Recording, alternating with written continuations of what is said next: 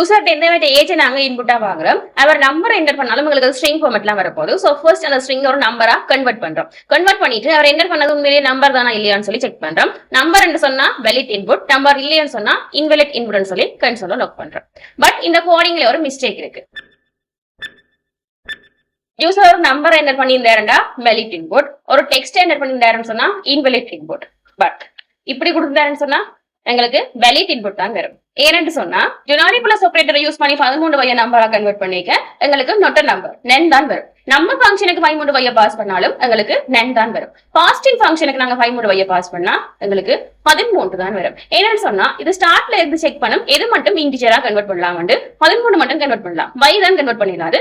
So 13 return பண்ணும். இதே தான் சேம் பாஸ்போர்ட் ஃபங்க்ஷனுக்கு நாங்க 2.5 வய பாஸ் பண்ணா எங்களுக்கு 10.5 தான் கிடைக்கும். ரைட்? சோ இந்த ரெண்டுக்கும் என்ன ஆன்சர் வரும்னு சொல்லி நீங்க கமெண்ட் செக்ஷன்ல சொல்லுங்க.